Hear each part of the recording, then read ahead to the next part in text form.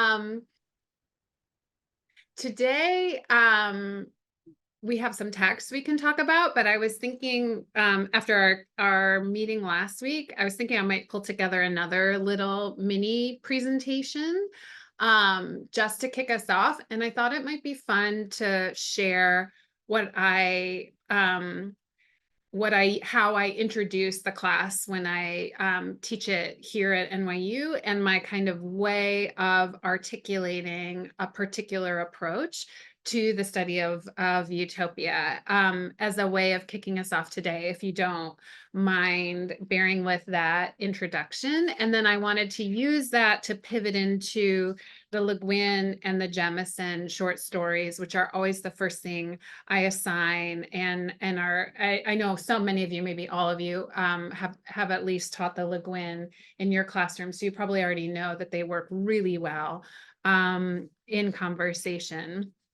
Okay, so I'll kick it off. So I start by saying I'm going to talk to you about an old television program called Lost, which is now quite old. I'm dismayed to realize. So this is a 6-season television series about a bunch of travelers who are marooned on an island in the year 2004 after a plane crash. They're all on a plane flying from Sydney to Los Angeles, and the plane crashes on an island. And the series, the show, alternates between scenes of the people on the island and flashbacks to each of the characters' past lives. And the reason why I want to start by thinking about Lost is because the show includes so many of the formal features that are typical of utopian fiction. It takes place on an island. It's a traveler's tale. At first, the protagonists think they've stumbled upon a new world. They've discovered something new, only to learn that the island is already inhabited by beings of superior intelligence and technology. That's very characteristic of utopia. The narration of events on the island is deeply tied to the narration of events on the old world from which the travelers have come. The mood is a combination of fear and wonder, kind of amazement and terror. And those are really the effective registers of utopian fiction. And then, most interestingly to me, the viewer of the program doesn't know how to distinguish between what is real and what is fiction within the show. So if the technology cooperates, I'm going to share a clip from the end of the pilot episode of Lost to share a little bit more about what I mean.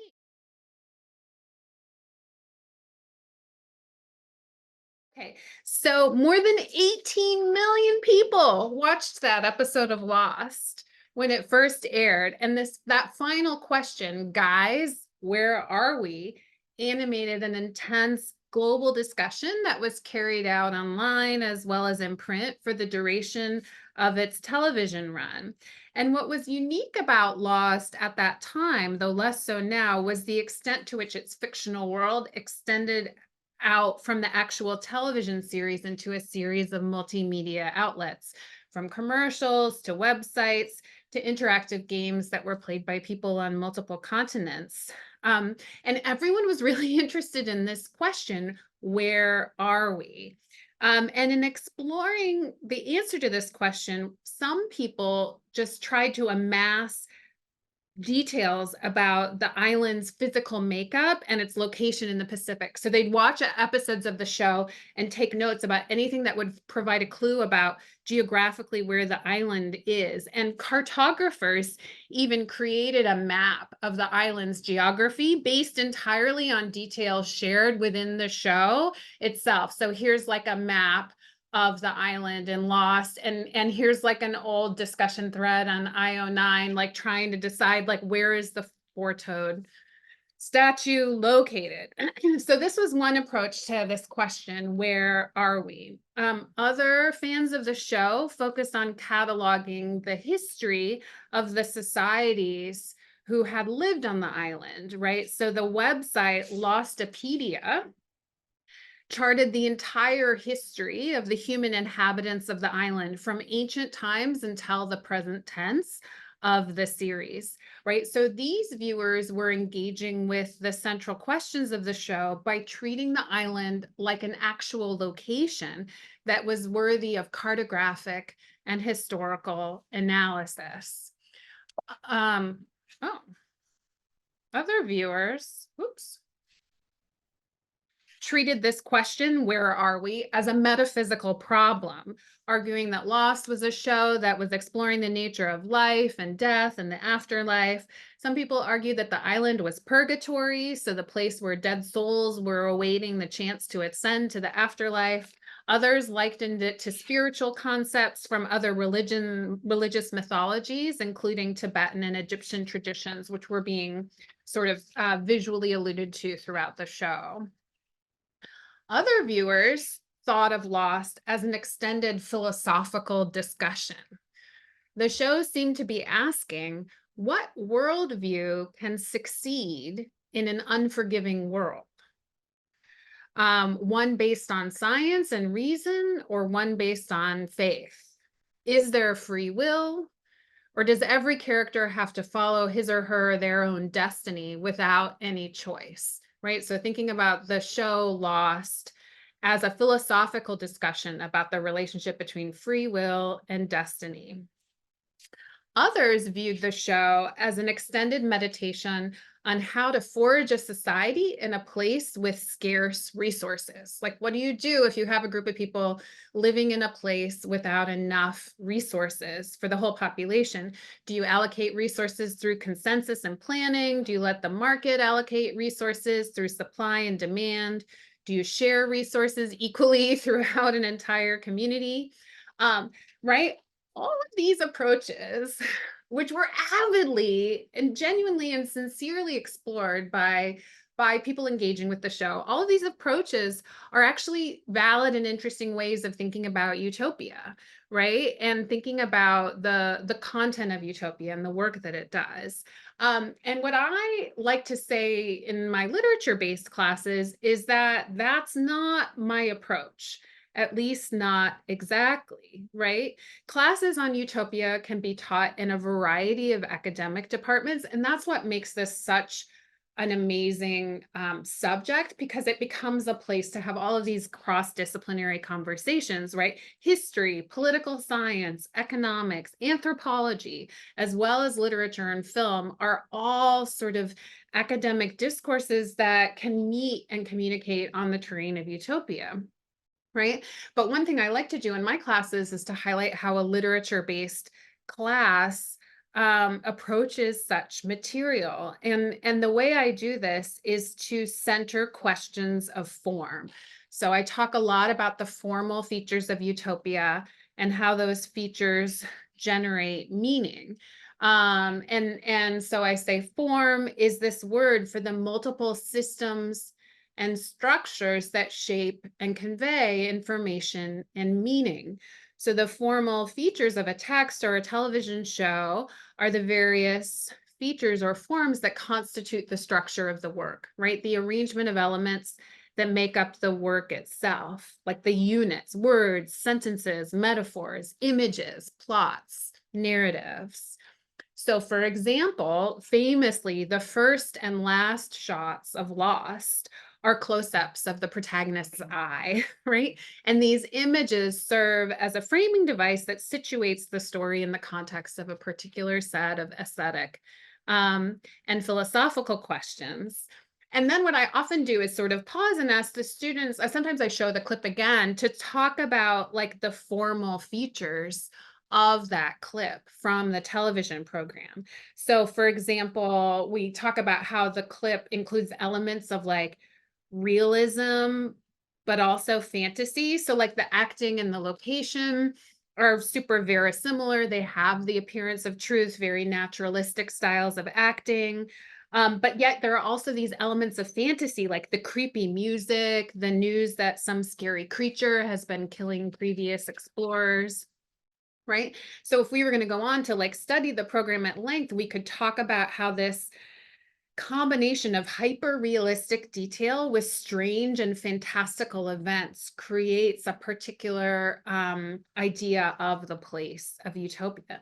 And then I say, well, this is the kind of work we'll be doing in a class on utopia. That is, rather than focusing exclusively on whether or not utopia provides a workable social models. Like what I've often found, you teach this stuff and a reader can be like, well, that would never work. or that's not very realistic. And that is often, like, of course, entirely correct and understandable response, but it can have the effect of shutting down conversation before it's even begun.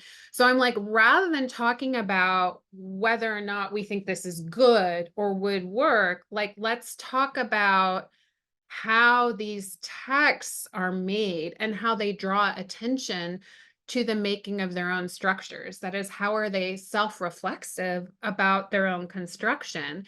So, I mean, in this clip, a character within the fiction gives the program its own thesis statement. It's like, guys, where are we? Like, that's the thesis of the show, and it's spoken by a character. And utopias do this self-reflexive work all the time. That's why I love reading them. And I have like one other quick example of what I mean by this. And this is, I alluded to this last week, the television program Westworld, which is a science fiction thriller that began airing on HBO in 2016. It's based on a kind of earlier film from the middle part of the 20th century. Westworld takes place in a Wild West themed amusement park, and the amusement park is populated by android hosts, right? And human visitors who pay a tremendous amount of money to visit the park can do whatever they'd like to the hosts without fear of retaliation. So it's like a way of entering into this fantasy world. And I want to show a quick clip that features a dialogue between a visitor and a host. These dialogues happen all the time in Utopia. So I'll stop sharing and then I'll reshare for my second quick clip.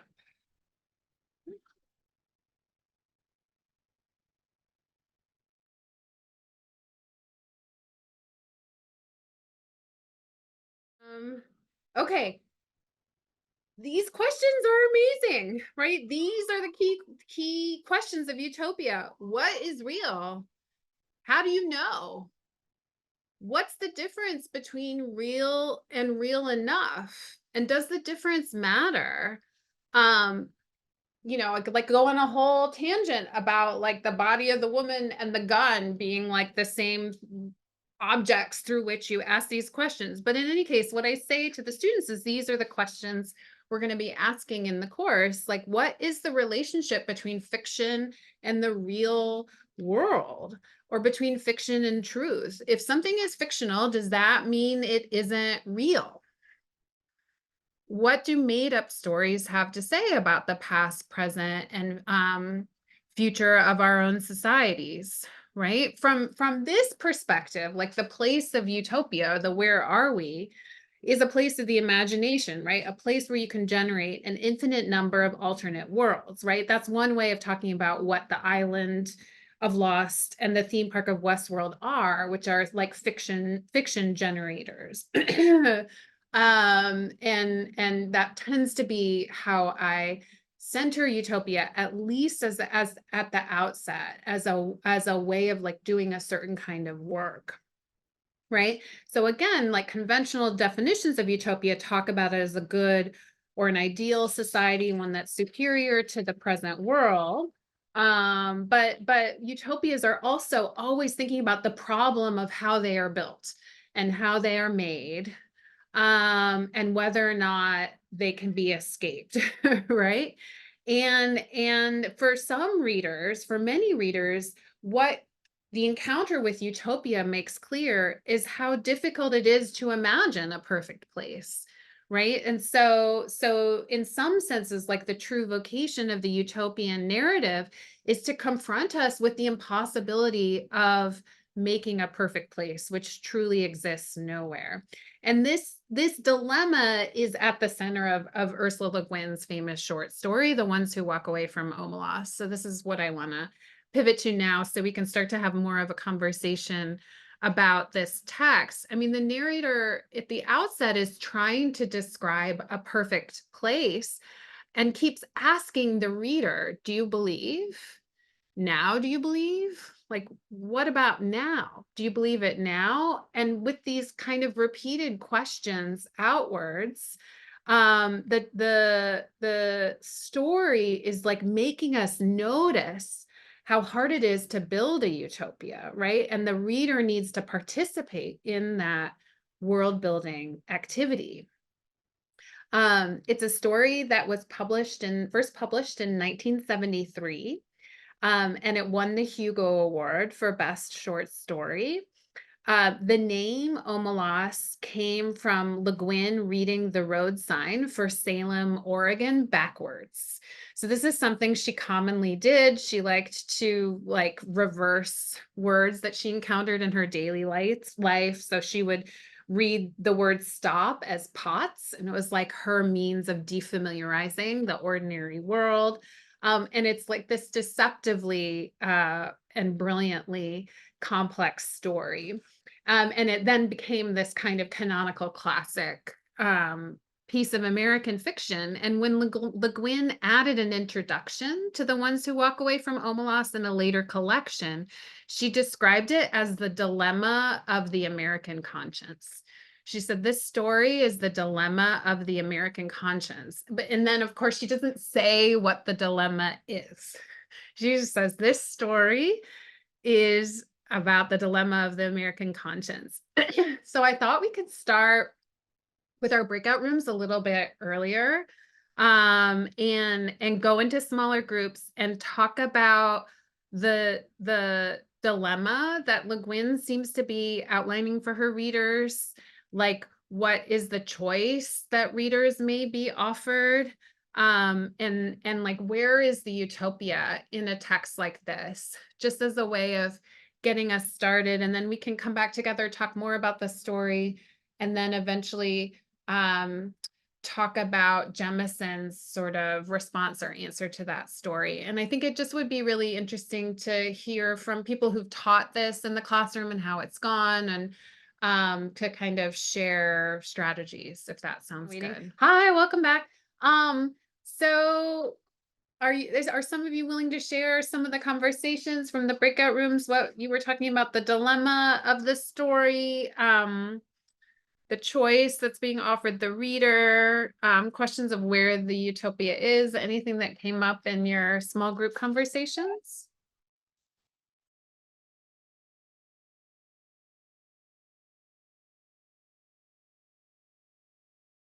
Feel free to unmute yourself.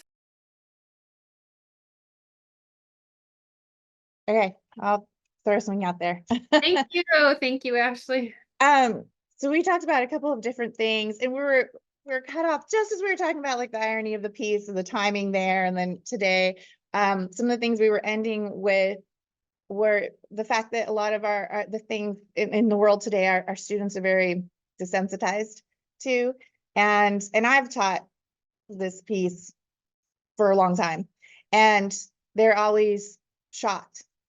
And so I don't know if I should feel good about that, because it's the first time where, because they're desensitized, that they're actually like, whoa, and they have to examine all of this. So that makes me feel good that there's still something that, that really catches their attention. And I'm like, this is not right. But then we were talking about the setting and Hunger Games and Giver and things like that. And my group members were pointing out that maybe it's this concept of starting with Omelas, how everything's idyllic and wonderful. And then things like Hunger Games, you already start out really bleak and just, wow, this sucks. And so maybe just the presentation at the very beginning, how it's put forth, is how it's going to establish that shock value or that contrast or whatever later on. And I hadn't really considered that before. And I'm thinking, yeah. So we were having a lot of really fun conversations about that and making connections, Hunger Games, lottery, lots of all, other really good pieces too, but yeah. Thank you so much. And then from the chat, parallels to Plato's allegory and the trolley problem, like the ethical question or problem of the kind of posed as a choice, perhaps implied as a choice to the reader. Any other groups willing to share? We had a pretty good talk, and one of the things we were talking about, in your last webinar, you're talking about how every utopia entails one of the tenets is making a sacrifice of some sort. So that really reflects upon the value system of the individual or society. So in this particular short story, we talked about how the selected sacrifice is a young child, which I think universally, right, everybody would be shocked and say, no, we can't. And then we were talking about that and how like we flip that and how if it was an older person, would readers still feel the same, or would they say, no, don't they have an obligation to sacrifice themselves since they've lived their life? And so we brought up the really crazy dystopian story of Children of the Corn, and how, right? So within that society, they have to sacrifice the older conservative people for their cult to thrive.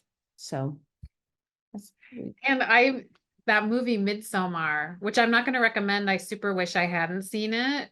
But it's a similar sacrifice of the old as a part of it.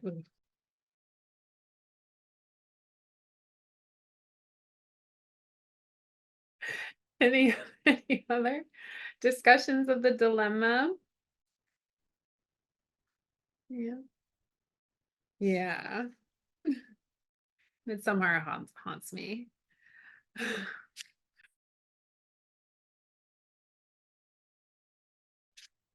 One of the things I like to do is ask the students, like, who's the main character in this story? And like who's like focalized over the course of the story. And then like we have a lot of conversations, and it's like a way of playing into a theme I like to tease out throughout the semester, which is the ways in which individuality is and isn't centered in utopian fiction, and the question of like the total society versus the single individual. And here in Omelas, the most individualized personality is the narrator, right? And that's the narrator who comes through as the most rounded character in the story. And a lot of the drama is coming from the narrator's attempts to create a believable world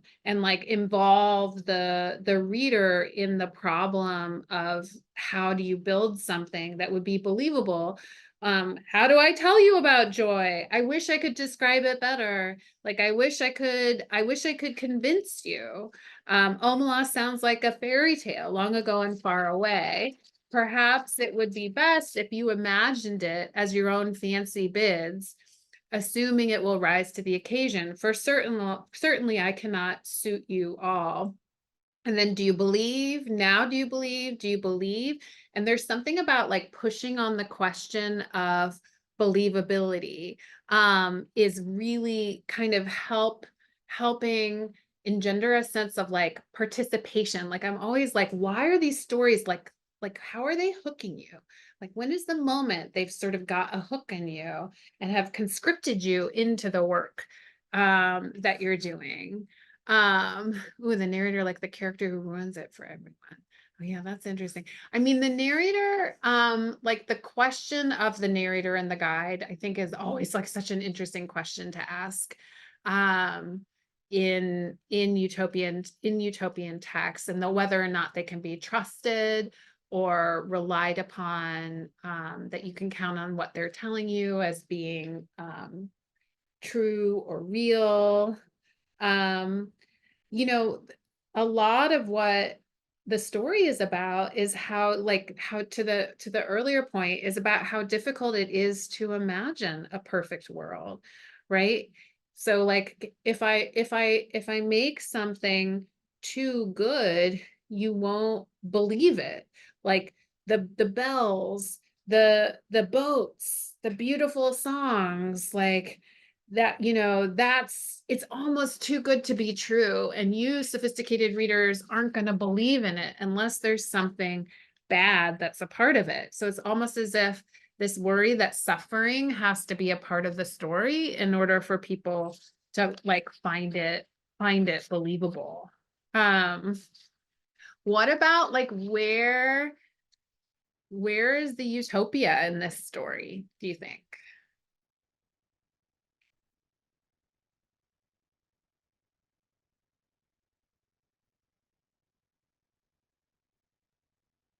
It felt like within, at least at the beginning, they're all participating in this fiesta. I'm from Yeah. Antonio, right? This festivity that everyone's blissful and everyone's having a great time. So it sounds like everybody is in on it, Mm-hmm. except for these like traveling visitors, right? But Mm-hmm. everybody benefits from it. Mm-hmm. Mm-hmm. Yeah. What are you willing to sacrifice? In my group, we talked also about how, well, both stories feel like you're the stranger who's coming in. So you're the traveler who's Yeah. come in to this utopian society, this Yeah. foreign, kind of isolated, maybe not burg, but like Mm-hmm. isolated place Yeah. of a society. Yeah. Um, I love all the questions of like too from the chat around sacrifice and responsibility. I mean, that's like the ethical traction of the story, right? It's like once you know you're making a choice, even if you don't do anything, that's a choice. Do you know what I mean? Like, and there's something about like connecting knowledge and responsibility totally to the Atwood, ignorance and ignoring, you know what I mean? Yeah. And so like coming into adulthood, in the Omelas world means like coming to know this truth about the world that you live in. And at that moment, you have moral responsibility, like whether you acknowledge it or not. And like that's the, I guess that's, I mean, that's the dilemma, is what you do next. What do you think about the decision to walk away?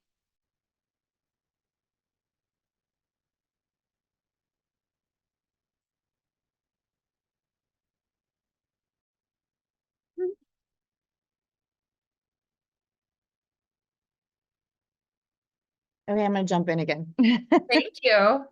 So, we always have discussions, but I think a couple of years I've had them do writings. And so there's Cool. options, and some of them take the stance of someone who has walked away. And so that's always interesting to kind of see where they go with that.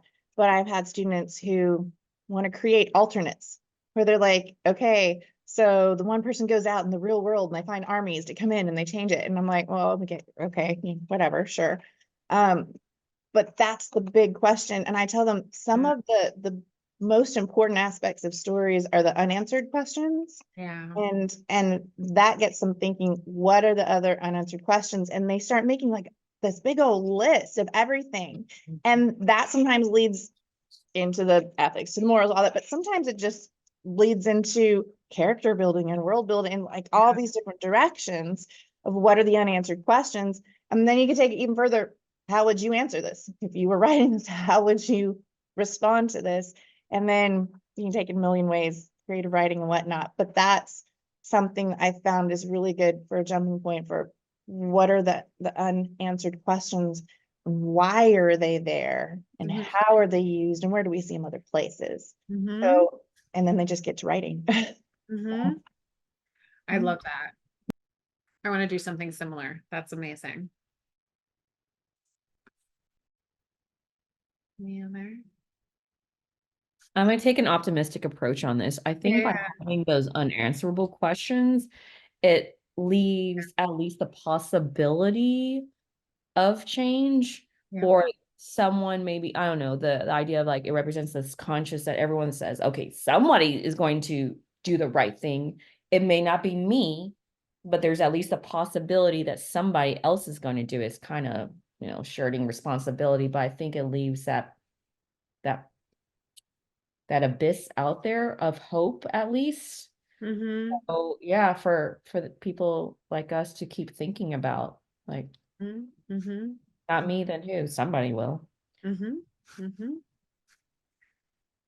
I wonder if it's sort of by design, if it's part of the, you know, magic or whatever this mystical thing is about the child's misery, that it pushes people to leave. And that's why Omelas can be what it is and sustainable as it is. Like, it requires people to walk away. Mm-hmm. Mm-hmm. Amazing. Oh, so interesting. So I will share, I don't screen again just to point to the final words when they walk away. Is it showing up? Okay, good. Each alone, they go west or north towards the mountains. They go on, they leave Omelas, they walk ahead into the darkness, and they do not come back. The place they go towards is a place even less imaginable to us, to most of us, than the city of happiness. I cannot describe it at all. It is possible that it does not exist, but they seem to know where they are going, the ones who walk away from Omelas. And the not existing place is a direct translation of utopia. Right, so that the place that is not, that can't even be described, right, is, it's like this whole story has been designed, like, to use Maya's word, has been designed to, like, get us all to a place to realize we haven't even begun to imagine the good place or the perfect place or the no place. And there's like something about like that walking away that becomes like the figure for how difficult it is to build it. And then I don't know if everyone's read it, but the Jemison story sort of like picks up the conversation, right? And writes a kind of response called The Ones Who Stay and Fight, right? So the Le Guin story communicates like this moral difficulty that follows once you acknowledge and own the choices you make as a person living in the world. You're like, I'm living in the world and I'm making choices and I'm going to acknowledge and own them, right? And then Jemison is sort of picking up the question of that difficulty. She called her story like a pastiche of. She also called it a reaction to Omelas. And I'm wondering if you feel, I know you didn't get a chance to talk about this at all, if you feel like the problem has changed or the moral urgency changes, or you think this kind of call and response structure would be effective in the classroom.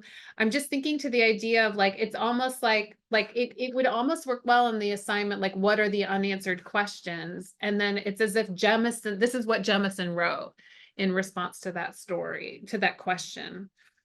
I don't know if you have any thoughts on how this works as an homage.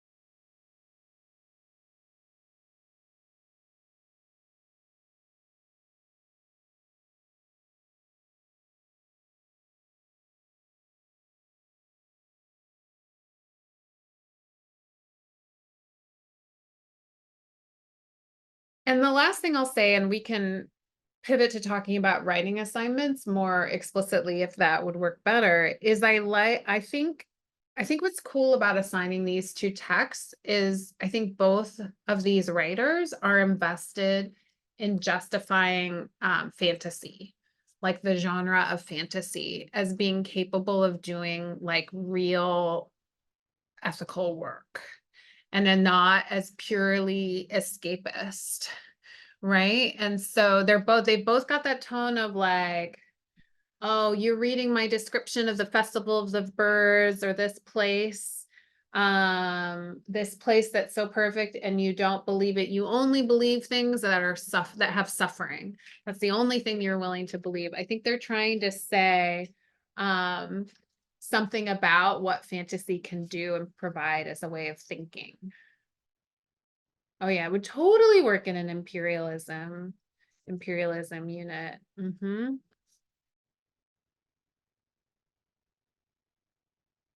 For sure.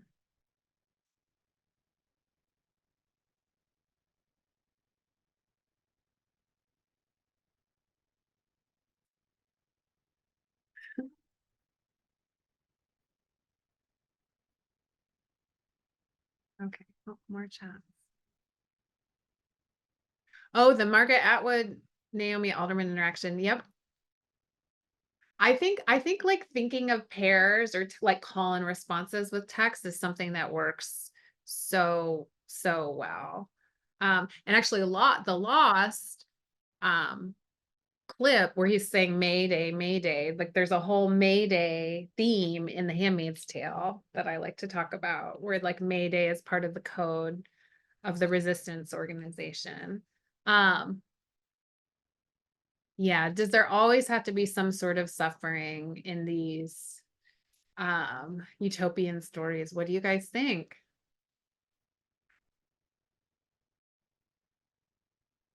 I kind of think yes. I was gonna say yeah, because it kind of goes along with human nature. I mean, it's no place, but it's every place, and it's therefore human suffering is going to happen no matter where you go, no matter how perfect the society is supposed to be. There's still going to be that flaw.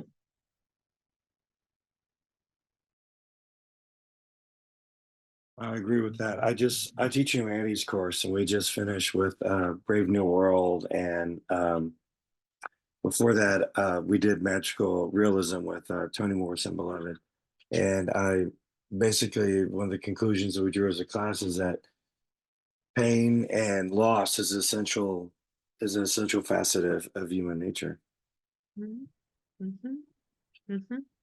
And that Brave New World, the last one of the last chapters, when the John the Savage is having the debate with Mustafa Mond, and John the Savage is like, I want pain, like I want King Lear, like I want suffering, and I want art. And Mustafa Mode is like, you say that until bombs are exploding all around you. Do you know what I mean? And so I love that debate where one is like, I want suffering, I want humanity, and the other one is like, no, what I am offering is a world of perfect empty happiness and safety. And like both sides of the argument are compelling. I mean, I think that's why that section of the book really works for me. I'm missing more of the. Okay, so one of the comments that they just said was that we talk about a lot of negativity or pessimism with the stories with that literature. That's because, let's face it, guys, the world kind of sucks. And so when we focus on what the world really is about, we have to focus on the negative, because that's how we learn and grow and become better people, is by learning from the mistakes or understanding the bad things that happen in the real world. Will eventually lead to good, or will teach us to be better people in general. And 1984 ends with Wilson being happy. Let's face it, he may be oblivious, but he's happy. Yeah. Well, and then one of the things that I noticed, I'm fairly new to teaching in general. This is only my second year teaching here in the States. But teaching dystopian literature, talking about the basic laws of nature versus the law of war, the closer you get to the law of order, the further away you get from nature. And John Locke shows a balance, and we see a lot of where the balance has been tipped in the wrong direction or too far in one direction in a lot of these dystopian films and books and short stories. And I think it would help to maybe show the kids, show our students the basis for that. And if we can show them that those scales need to remain balanced in order to have a good, a decent society, one of a utopia. I'm using air quotes. I don't know why my video's not on. But if you want to create this utopia, then you need to make sure the scales remain balanced. The moment those scales tip to one side or the other, that's when the dystopia happens. Just an idea. Yeah, I love that, and I think, you know, the utopian tradition is always thinking about like art versus nature, or the barbarous versus the civilized, or like to what extent can artificial action on nature be a good thing or a bad thing. And a book that I really, really love that also became a mini series, I've never taught it, I just love it, is Station 11, which many of you probably know. And it's I about, freaking love that. Yeah, no, Yeah. Station 11's awesome. and it, you know, there's been a pandemic and it's devastated the world, and many, many people have died. But much of the novel takes place years after, when there's this like traveling troupe of Shakespearean actors who go from community to community. In any case, the reason I like that book is that, you know, there's so many apocalypse stories where it's just like cannibalism and mass rape, and like you just may as well kill yourself because everything is awful, which is how I think of The Road. But Station 11 is like, actually, no matter how bad things get, people will still be making art. Like, people will be making art at the end of the world. And to me, there's like, I find that incredibly moving and consoling. And even the like darkest utopias, like if you step slightly outside the frame and you think somebody made this story to show me something they think I really need to know. And I don't have to just stay trapped inside the story. I can also kind of step outside the frame and like really think about what am I going to do with this offering? Am I going to go make something else? Do you know what I mean? Like for me, the like centering the art making kind of helps me manage the despair part of it. I don't know.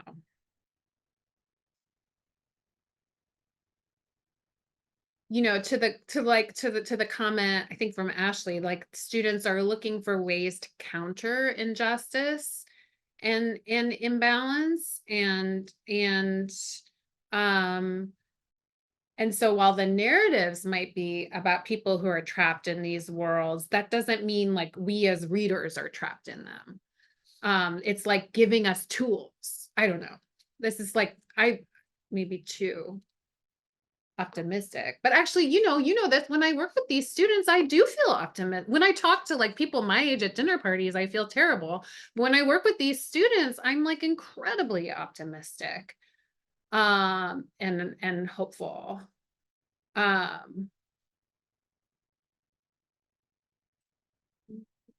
haven't missed anything. Yeah, no, I completely agree. I think that's a lot of why whenever I do my dystopian unit with my kiddos, it's okay, well, let's start by making a utopia.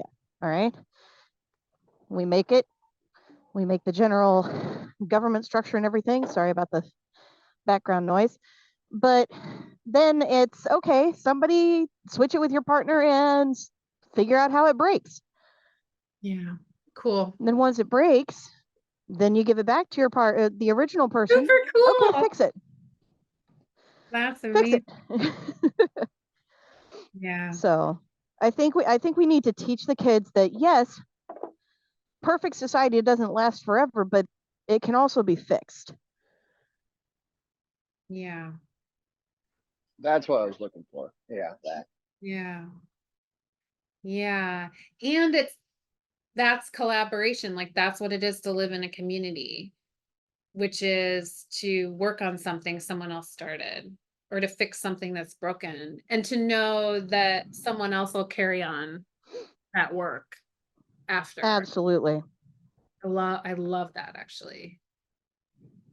Thank you. I did something good. Okay. Yeah, I love that. I mean, I used to have students, they always write a utopia for the final project. And I used to have them also write like a critical introduction to their own utopia. So they'd write the utopia and then they'd pretend to be an editor who'd like found the text like in a bottle or in a chest or something and had to write an editor's introduction sort of explaining the text and its significance. And I'm thinking it would be cool to have them write their utopia and then give it to a fellow student, and the student has to write, the classmate has to write the critical introduction, something like that, to kind of get that sense of like handing off from person to person. I like that a lot. Mhm. I like that a very big lot. Yeah.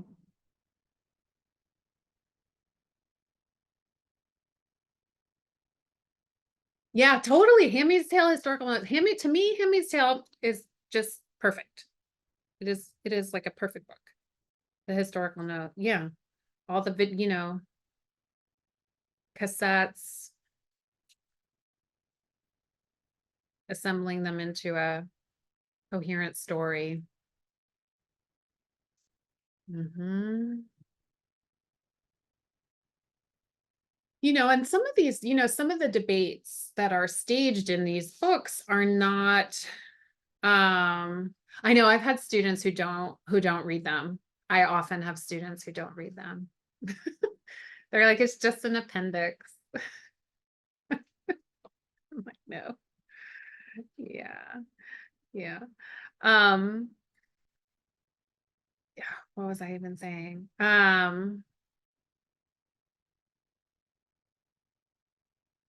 Oh yeah, these debates, like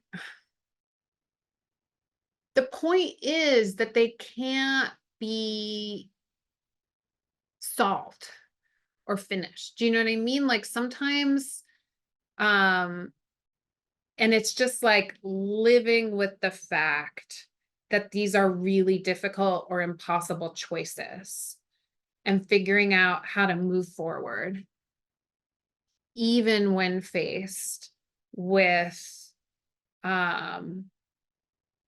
like the competition between freedom and social order. Like there is no easy, simple answer to that. Actually, you know what I mean? And good ethical people can come up with different arrangements to balance the competing imperatives of freedom and stability. Right? And so just like, wrestling it enough with it enough to get comfortable with the fact that nobody's gonna win or get it right. Right. Oh, the YouTube video instead of reading. Yeah. I mean, my new thing, I'm not sure how to make this work for Utopia, but my new thing with Shakespeare is I have them read along with a watch a performance online and read along with, and I just kind of lean into that as a factor. Yeah, I mean, I will say in the last 3 or 4 years, my students have really stopped being able to read in a way I've never seen before. So I relate to that question and that crisis.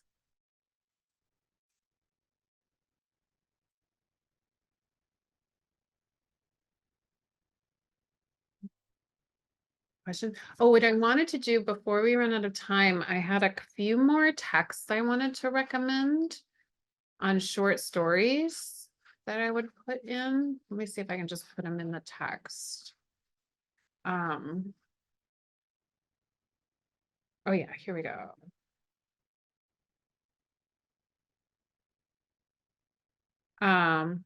Did it come through? Some of these you probably, maybe all of them, you know already. The civilization one is really fun. It's like a choose your own adventure hypertext story. That's really neat. And then Dark Matter is a collection, a short story collection. But I think from the surveys, some of you were especially looking for shorter selections. Oh, good. Yes, thank you. And so in addition, I know I mentioned the Le Guin, obviously, in Minority Report. Yeah, reading it aloud. I mean, yeah, I think just like reading time in class. I don't know. I've tried all of it. Sometimes I'm like, for 20 minutes, we're just going to read in this room together. And just settle into it. I agree. Yeah. Sustain. I love it. Everything is big. Yeah, the college is, I don't know. I don't know how to generalize based on my experience, but I do think it is, we are now told that we really shouldn't assign more than 65 pages of reading a week, which is a shockingly small amount at the university level.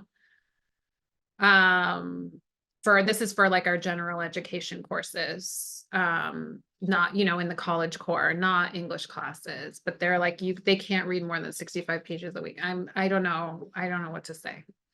Yeah. But I'm like, there's nothing, I actually can't teach a literature class under those constraints. Wait, the 65 is for college? Yeah. Holy Hannah. This is for like introductory. I mean, I probably shouldn't be saying this on the recording. It's okay. This is for like, sorry. No. I opened the door. Introductory classes for like the NYU Common Core. So these are students from all the colleges, every possible major. Okay. But yeah, it's pretty, I mean, that is where the student population is right now, post-COVID. Yeah. Well, we've been all but told to stop using full books and just use short selections, and that's high school here in Texas. Yeah. So. Yeah.